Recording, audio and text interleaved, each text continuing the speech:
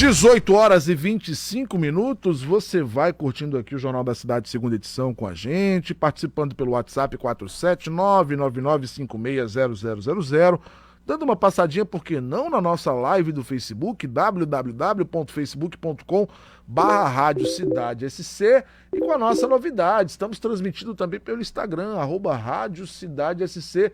Obrigado pela sua companhia, viu, gente? Estou tendo o prazer de receber aqui um amigo, consultor em saúde, pessoa da mais absoluta competência, meu querido Antônio Balesteiro. Seja bem-vindo, meu amigo.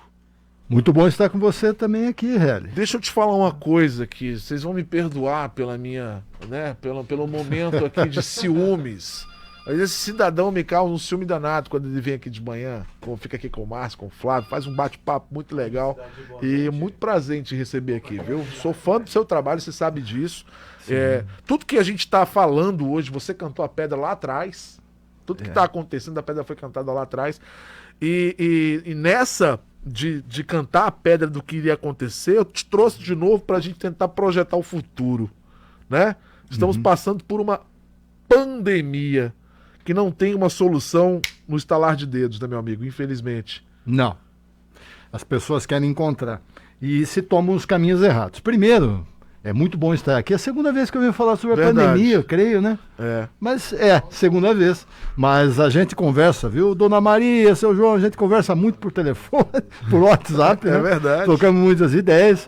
E o Marquinhos, eu tenho uma agenda lá quinzenal, semana que vem eu tô lá com o Marquinhos. Também converso muito, tenho muitos embates com o Marquinhos.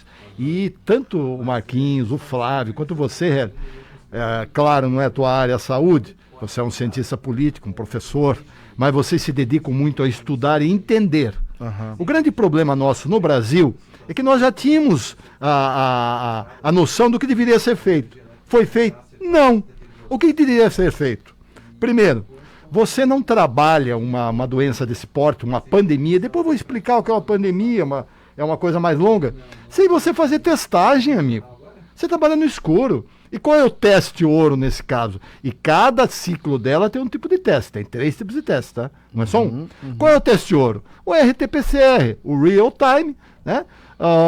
O proteína C resoluta, né? Você tem uma proteína no fígado, que você, quando tem uma inflamação no organismo, esse nível de proteína ele aumenta. E esse teste é utilizado para várias outras doenças. É o RT-PCR, Real Time, que é o aprimoramento do PCR.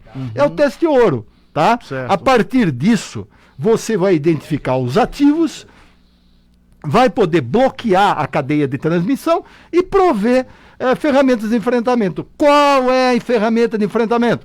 Tem vacina? Não. Tem medicações? Só de suporte. Várias estão sendo testadas, depois, se você quiser, a gente fala sobre isso. Até por uma questão do médico tentar criar alguma alternativa, mitigar alguns casos, enfim. Mas não tem nada comprovado. Então, a única forma de enfrentamento é o distanciamento social. Só que, sem você fazer a testagem, como é que você vai saber o tempo e a intensidade? Ô Balesteiro, conta pra mim uma coisa.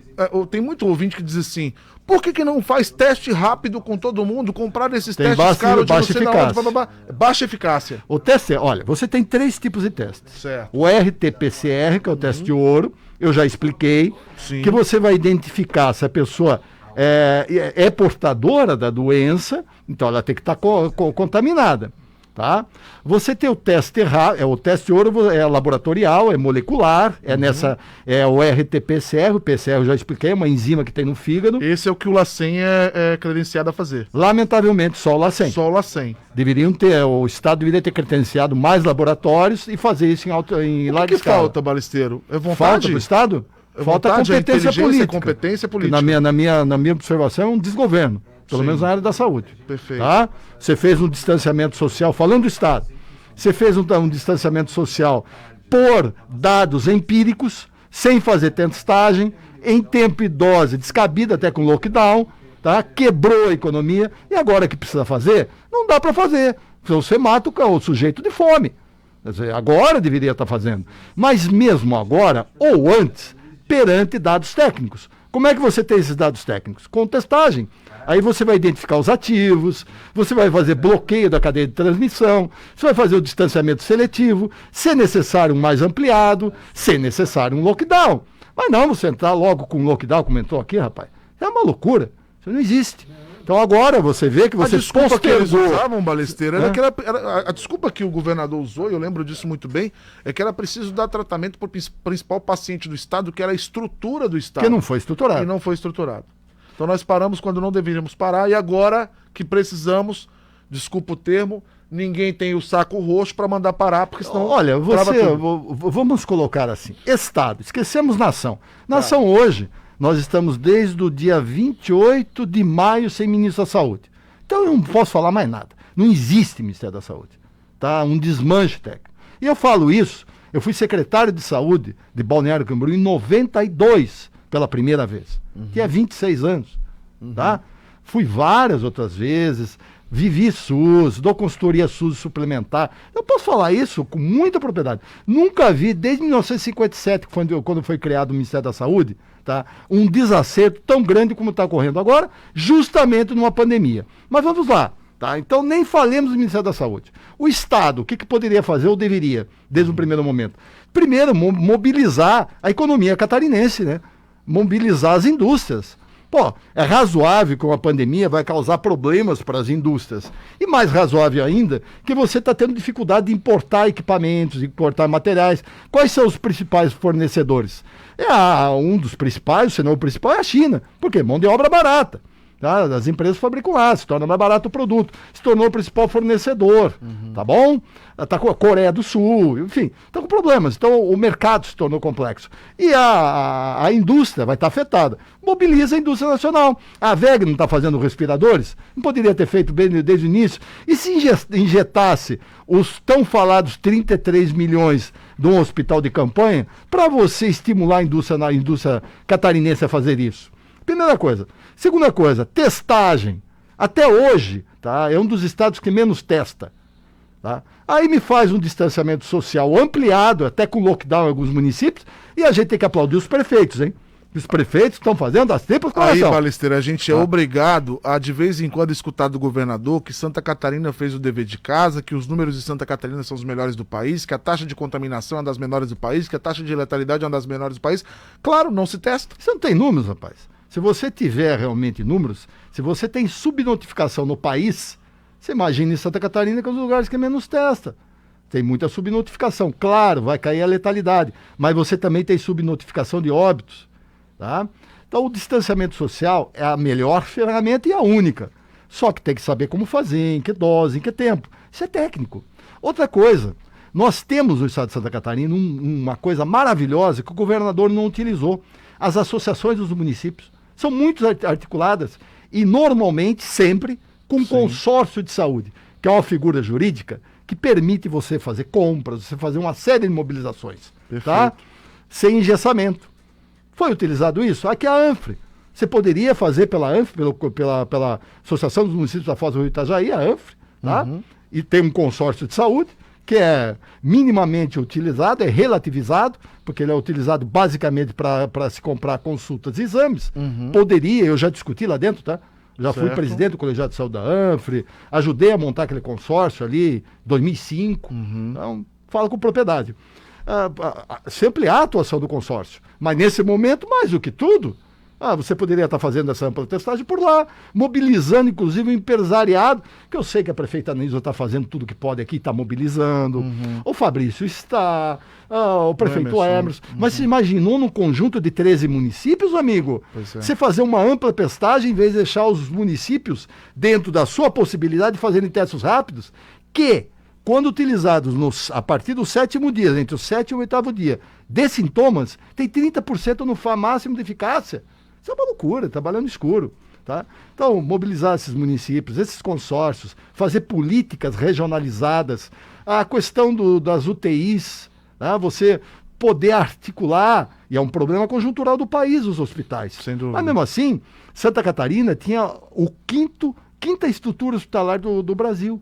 Tem a quinta estrutura hospitalar do país. Pô, era uma questão do governador tá? Utilizar essa estrutura e ampliar perante essas ações, tá? Ações de governança. Primeiro, mobilizar a indústria, como eu disse, fazer testagem. Qual é a logística para fazer essa ampla testagem? Utilizar a associação dos municípios e seus consórcios, tá? Mobilizar o empresariado para dar contrapartida também, regionalmente. Foi feito isso? Lhe pergunto. Ô Balesteiro, a Prefeitura de Itapema, 41 minutos atrás, anunciou o seu boletim epidemiológico, religiosamente divulgado sempre ali por volta das 17, 18 horas.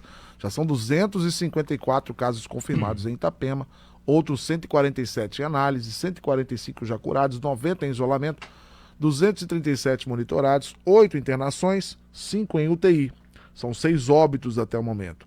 Nesse momento, Balesteiro, o Hospital Santo Antônio tem 8 pacientes internados de Itapema, 1 de Porto Belo e 6 leitos vagos. São os números aqui da cidade de Itapema. Estamos vivendo o famoso pico? Não. Não? Olha, ai meu Deus do céu, peraí. Uma pandemia, a curva de crescimento é uma coisa. Sim. Pico é platô, é Estamos estabilização no meio, né? disso. Não. Vamos lá. Uma pandemia. Vamos pegar a gripe espanhola. A gripe espanhola teve 2 anos e meio, né? Certo. Foi de janeiro de 1918 a dezembro de 1920. Teve 4 ondas. A mais intensa, a segunda, vitimou 50 milhões de pessoas. Ótimo. Então você pode ter novas ondas. Uma pandemia não é uma corrida de 100 metros, é uma maratona. Tem várias fases. Pegando pelo Brasil, você tem a fase de entrada do vírus no país, 26/2, circulação comunitária, foi essa 26/2, o primeiro caso com diagnóstico, né? Porque hoje, por exemplo, chegou uma informação de que o novo coronavírus já tinha amostra no esgoto em novembro de 2019. Isso, em Floripa. Vamos colocar aqui, isso não quer dizer que se transmite pelo esgoto. Certo. Quer dizer que tinha amostras de resíduos humanos, né? Com o coronavírus. Então a circulação ela já vem desde um Então já é bem período anterior. maior. Mas vamos lá, oficialmente 26/2. Certo. Entrada, circulação comunitária. Daí você vai ter, depois da circulação comunitária, você vai ter a aceleração do contágio, que é a curva de crescimento. Nós sabemos que nós vivemos num país continental, portanto nós não vamos ter uma, vamos ter várias. Certo. Certo? A curva de crescimento ou aceleração do contágio, ela vai de 4 a 7 semanas. Isso é científico. Depois você chega numa estabilização dessa aceleração, que se chama pico ou platô. O período é indeterminado, tá, de estabilização. Tá. Pode estabilizar lá em cima, vai estabilizar lá em cima. Tá? Quanto tempo demora? Não tem dados precisos. Depois você vai ter a curva de desaceleração. Daí você vai ter a fase que é a fase de desaceleração, começa a desacelerar. Depois você tem a fase de imunização. Quando você está na fase de imunização, quando mais de 60% da tua população estiver imunizada, chama imunização do rebanho. Daí, independente de ter vacina ou não, tá, você tem um controle da contaminação da Covid, teria, né? Um controle da contaminação da Covid-19. Mas você pode ter incidência de outras ondas. Os Estados Unidos está com incidência de outras ondas. Pois é. Tá? Ainda mais num Brasil que não testa, um Brasil que não tem planejamento, um Brasil que tem problemas conjunturais sérios. Afinal, essa pandemia, a Covid-19 não é um apocalipse, ela atinge 20% da população. Apocalipse são nossos problemas que estão aí, que apareceram, inclusive, agora nesse ciclone extratropical. É a Celesc, que tem dificuldade de fazer o seu papel. Eu, por exemplo, já estou há 2 dias sem luz e devo ir para o terceiro. Ô, Balesteiro, por falar em Celesc, eu vou até aproveitar aqui a sua fala e vou fazer um comentário amplo aqui, porque você, ouvinte que está agora curtindo 104.1, passando pelo Facebook, passando pelo WhatsApp, olha, se você tivesse noção da quantidade de mensagens que nós estamos recebendo aqui, ó, 410 desde terça sem luz, 706 ainda sem luz, 236 é a sua? Sem luz, 902, 238. Cadê a Celesc? Olha, gente, eu preciso saber onde é que está a Celesc. A Celesc, desculpa, se você achar que eu estou sendo insensível, eu vou concordar com você. São 3 dias. Estamos indo para o terceiro dia. Desde terça-feira, 4 da tarde, tem muita gente sofrendo. Com criança pequena, com pessoas com necessidades especiais. Mandar um abraço para minha amiga Lilian. O filho portador de paralisia cerebral desde... A Celesc tem a ciência disso desde terça-feira, e até agora também não temos energia elétrica por lá. E eu posso aqui externar e consolidar diversos casos. Tem que existir uma cobrança dura em cima da Celesc. Ela não trabalha para nós de graça. Nós estamos pagando pelos nossos serviços. Que ela subcontrate, que ela terceirize, que ela vai buscar insumo em São Paulo, no Paraná, no raio que o parta. Mas não dá para deixar 2, 3, 4 dias e vir com essa promessa de que talvez no sábado a gente esteja atendido. Olha, gente, desculpa, a gente está passando pelo maior ciclone da nossa história, nunca tivemos uma situação semelhante, mas é hora da sociedade civil se movimentar. E as construtoras que tiveram seus insumos também despejados no meio das ruas, elas não têm a obrigação de ir lá ajudar a recolher, a catar, a tirar? Como é que é isso? Como é que funciona isso? Então tem que existir uma força-tarefa, sim, mas não tirar a responsabilidade de quem tem que ter responsabilidade. Então a dona Celesc, como concessionária monopolista, porque ganha dinheiro sozinha no estado de Santa Catarina, cobrando um absurdo dos nossos clientes e ouvintes nesse momento. Não é barato que se paga aqui, se paga muito caro. São 1.300 pessoas trabalhando onde? Cadê a transparência disso? Né? Os cabos que estão sendo lançados nas ruas desde terça-feira. Então o ouvinte está se manifestando com razão. Então tem problema no Congresso, tem problema de pandemia, tem problema econômico, tem problema político e tem problema de concessionária que não pode ser vista nesse momento como vítima. Vítima é você que está sem telhado. Vítima é você que está sem energia. A Celesc não é vítima. É uma concessionária pública, muito bem paga por nós, que precisa ser cobrada. Né? Nós vamos entupir a caixa de mensagem da Celesc hoje com as informações que vocês estão passando aqui, mas vai chegar tudo na Superintendência Regional. Somos 10% no estado inteiro, já retomamos, tanto que bom que retomamos 90%, mas os 10% não podem ficar 2, 3, 4 dias. Quando é que vai chegar? Sábado, sem solução para o problema? Aí é demais. Balesteiro, desculpa interromper a sua fala. Eu vou fazer uma parada para o nosso intervalo e na volta a gente tem mais Covid, pandemia, com o Dr. Balesteiro aqui com a gente. 18h42. Jornal da Cidade.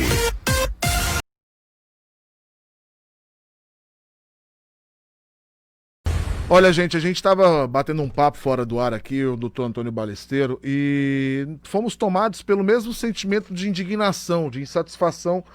A gente está falando da Covid, de uma pandemia que vem assolando e assombrando o mundo, mas é impressionante que no Brasil a gente acaba chegando sempre em um denominador comum. Os vários problemas que a gente enfrenta enquanto sociedade, enquanto nação, acabam se transformando em uma origem comum, numa origem muito simples. Como o país é despreparado para essas situações, né? É despreparado quando uma concessionária admite o caos público e não tem condição de realizar uma demanda simples, que é botar todo um sistema em funcionamento. Afinal de contas, eles são muito bem pagos para isso. É o sistema de saúde que não funciona no momento de pandemia. São os governantes que se utilizam de uma pandemia, de mortes que existem, que são reais, para decretos de calamidade pública que assaltam os cofres do Estado brasileiro. É estrutural, né, Balesteiro? O nosso problema não é a pandemia. A pandemia atinge mais intensamente a senhora que estão me ouvindo, 20% da população. Só que todos devemos tomar cuidados. Por quê? Porque pode atingir um parente nosso, nós podemos ter uma comorbidade que nós desconhecemos ou podemos estar nesses grupos. Mas é 20%, poxa. Caramba, o problema nosso é conjuntural. E não são números, né? Não são números, são pessoas. Você fala em números sem entender que são pessoas. Tá? Quando a gente fala aqui, bate na tecla que precisa testar, e o teste rápido não é o teste, tá? O teste rápido é para você fazer pesquisas pontuais em bairros, para você identificar o número de contaminados, para você auxiliar, mas para você prover políticas públicas é o teste ouro, é o RT-PCR. A gente fala isso porque é o que deveria ser. Não faz. Os nossos problemas são conjunturais, velho. Os nossos problemas surgiram na Olimpíada. Mau uso do dinheiro público, interesses menores, não surgiram no momento que era para ser de alegria. A Copa do Mundo, a mesma coisa. Hoje esses estádios superfaturados, boa parte deles estão servindo de hospitais de campanha. Olha só, você falou para utilizar esse dinheiro, né, na saúde pública. Graças a Deus nós temos o SUS, um sistema universal, que é um ganho. Mas o ser humano não colabora, os governantes, não estou falando todos, até digo, tem que tirar o chapéu, os prefeitos aqui da região estão fazendo o que podem. Mas o governo do estado está? Claramente não, né? Não é a gente querer fazer uma injunção política, é óbvio. Caramba. E né? o governador coisa... Moisés, inclusive, confirmado positivo com o Covid-19, teve recentemente numa festa junina de um hotel de luxo em Gaspar. De repente até contraiu lá, né? Pois é, e aí Bem ele provável. assina um decreto e o decreto... Não, você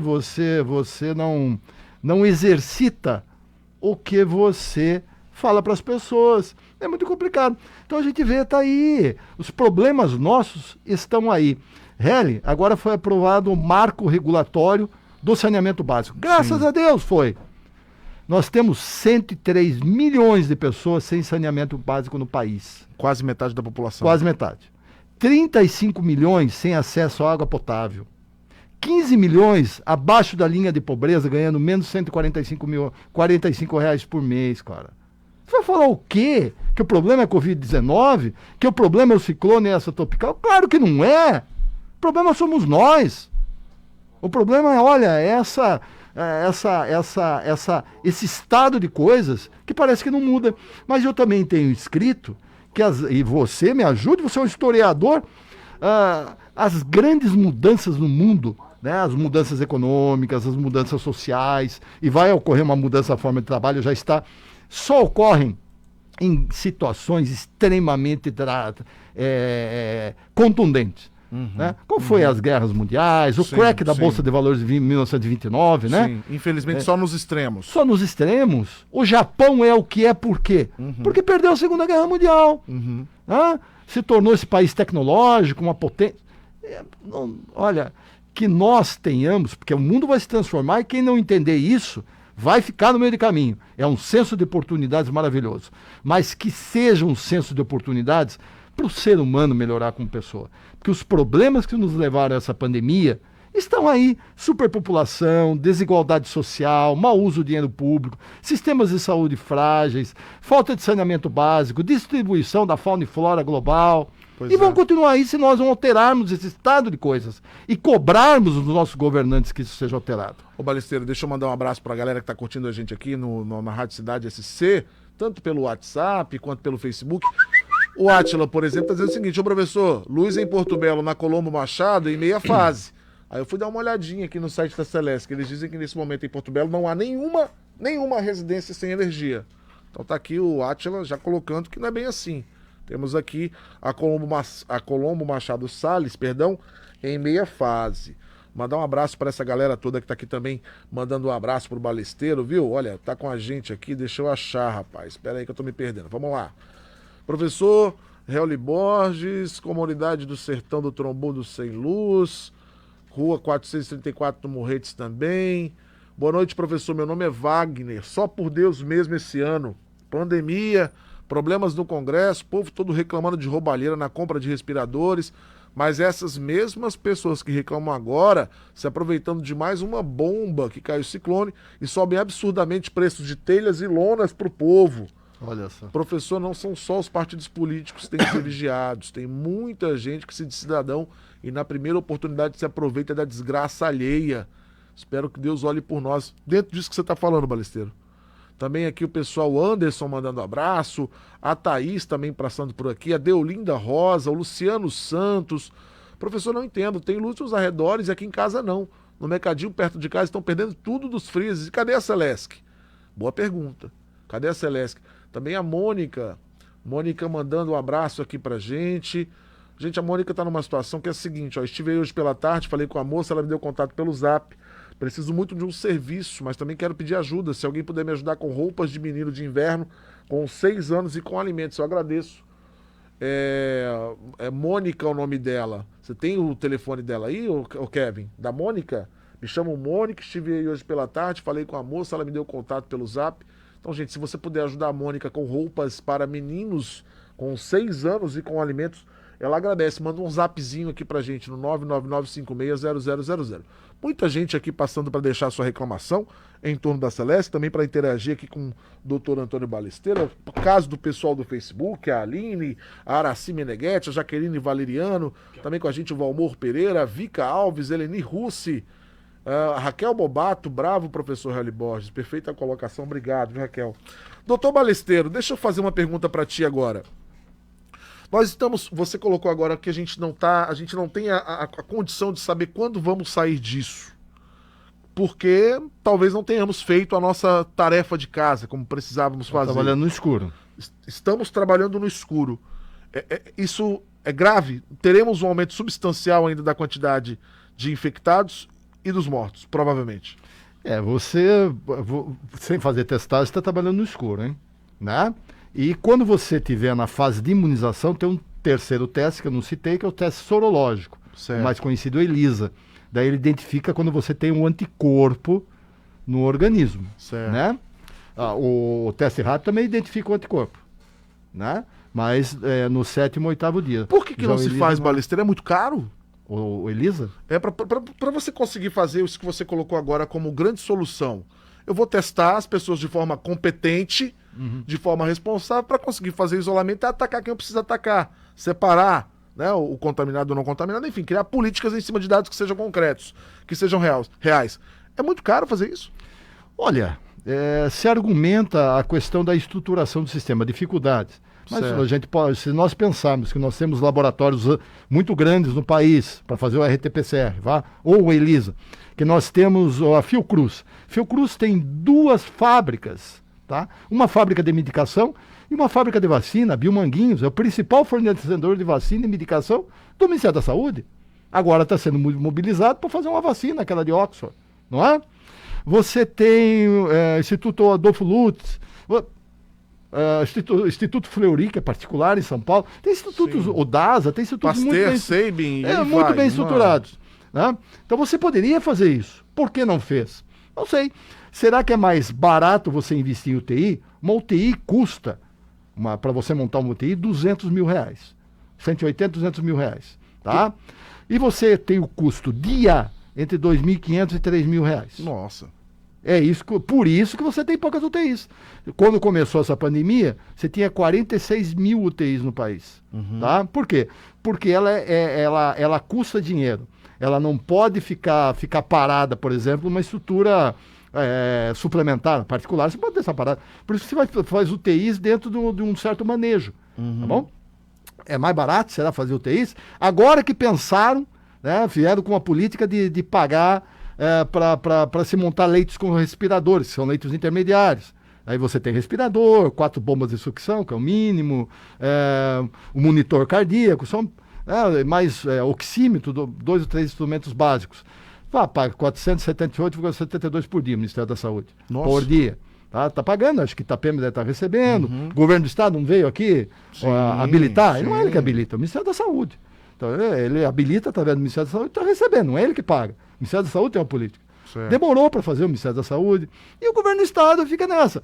Será que é mais caro, mais barato você montar UTIs, custa R$200 mil para montar, e R$3 mil por mês, do que montar leitos intermediários, do que fazer uma política de testagem, e daí você fazer o distanciamento social seletivo, ou fazer um distanciamento que nem o governo do Estado fez lá atrás. Até agora, alunos sem escola, economia catarinense, sei lá por onde vai se sair, que a gente sabe que parou o motor do carro. É complicado. Eu me faço essa pergunta. Essa semana, a prefeita Por que não faz? Aqui... Só para concluir. Eu citei aqui a questão das associações dos municípios, a ANFRE. Os prefeitos são da ANFRE. Os próprios prefeitos poderiam se mobilizar na ANFRE e, através do consórcio, em conjunto, fazer uma ampla testagem, em vez de ficar individualmente provendo ações e comprar testes rápidos, que é paliativo. Entendeu? Não tem medicação.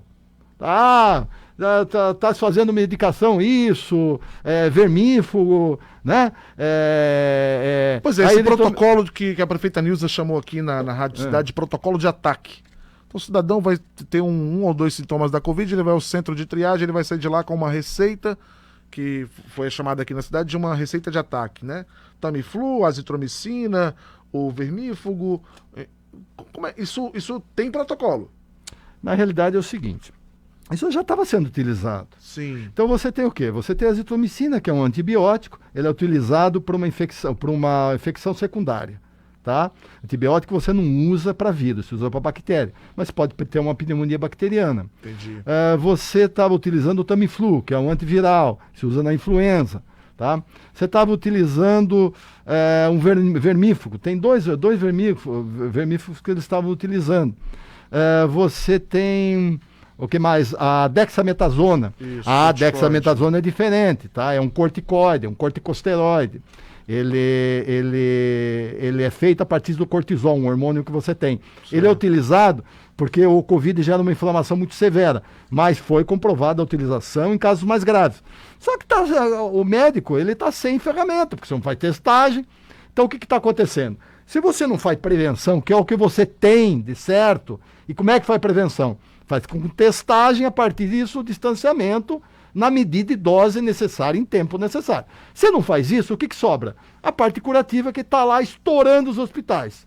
Aí os médicos estão com Faca no pescoço. faca no pescoço. Aí o que aconteceu? Eles já estão fazendo esse tipo de medicação.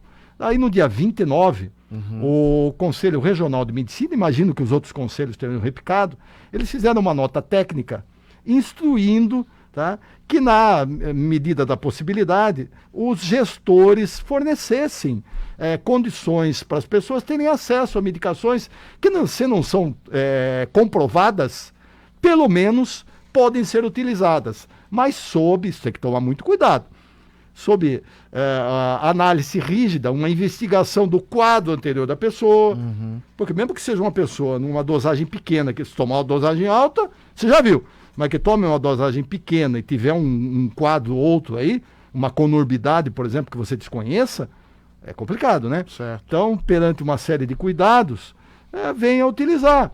Então, ele está salvaguardando o médico, que está né, com a espada na espinha, e dando alguma condição também dos municípios agirem perante uma escuridão absoluta que o governo do estado está impondo. O Ministério da Saúde, idem.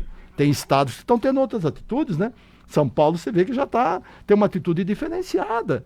Tem estados que tem, tá? Mas aqui, especificamente em Santa Catarina, está acontecendo isso. Então é errado fazer esse protocolo? Não, não é errado. Claro, tomando os devidos cuidados. Né? Você tem que investigar o estado geral da pessoa. Você fazer uma medicação não é geral, né? Para cada pessoa. É uma pessoa, né? Doses possíveis, mas não existe nada comprovado cientificamente. Tá? Na expectativa pela vacina. É o caminho. O caminho é a prevenção, Hélio. Se você fizer a prevenção, olha, eu entendo o que está sendo feito, respeito o que está sendo feito, e é o que se tem nesse momento perante a população. Está desesperada e vai crescer muitos casos agora, nessa fase de crescimento. Mas a gente não tem nada comprovado. Tem muita gente que discorda de se fazer isso nesse estágio. Tem que tomar muito cuidado com a saúde geral da pessoa, com as dosagens que são aplicadas, tem que ter um acompanhamento médico. Ponto. Ah, mas não tem o que fazer. Tem! Prevenção, poxa. Não seria muito mais barato se investir em prevenção do que você ver hospitais superlotados? Como é que você faz prevenção? Ampla testagem. Daí você vai identificar previamente quem está ativo, quem está infectado. Daí você vai romper a cadeia de contágio. Faz isso? Não faz. Teria como fazer em Santa Catarina? Poxa, tem uma logística fantástica, repito, das associações dos municípios, com consórcio, uma política que fosse centralizada pelo governo do estado, mas trabalhando a regionalidade. Nem falo dos instrumentos do SUS, que tem a Comissão Intergestora Regional, que poderia auxiliar, já é um instrumento técnico do SUS, como você tem a Comissão Intergestora Bipartite, que é estadual, você tem as regionais. Poderiam estar trabalhando junto com essas associações e com os consórcios. Perfeito.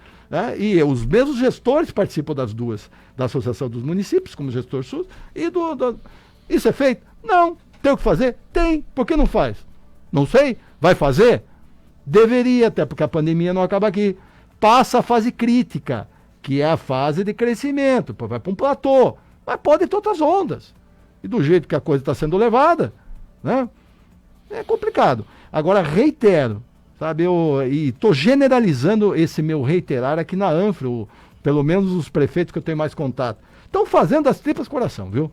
Estão fazendo o que podem, né? Porque uma situação pandêmica dessa requer, inclusive, condições técnicas, científicas, que o Estado deveria dar, sabe? Porque é uma coisa muito mais complexa para um município unilateralmente resolver, né? E não está dando, isso é um fato. Então aí você, até de se compreender, essa nota técnica do Conselho Regional de Medicina, as atitudes com relação a esse protocolo de medicação, né? e tantas outras atitudes. É louvável, inclusive. Balesteiro, eu queria agradecer a sua participação, 19 horas e 3 minutos, já estouramos o nosso horário, né, Kevin? Mas eu queria agradecer demais ao Antônio Balesteiro, toda vez que a gente tem o prazer de recebê-lo, a gente aprende muito. E fica uma reflexão grande no ar, né? Do nosso papel enquanto cidadão em relação a isso. Do nosso papel enquanto cidadão que cobra, enquanto cidadão que se previne e enquanto cidadão que precisa participar da vida de uma forma mais ativa para impedir que esses descalabros sejam sentidos aí pelas gerações futuras. Nesse momento, é como ele colocou, há muita incerteza do que virá. Por quê? Porque infelizmente não estamos lidando com a ciência como ela precisa ser lidada. Fazendo a coisa certa. Obrigado, meu querido.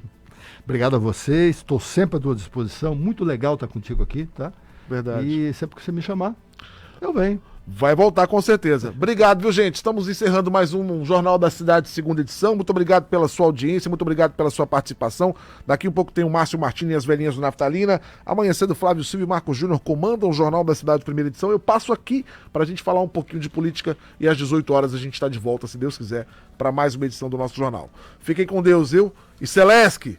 Tamo de olho, hein? Tchau, tchau.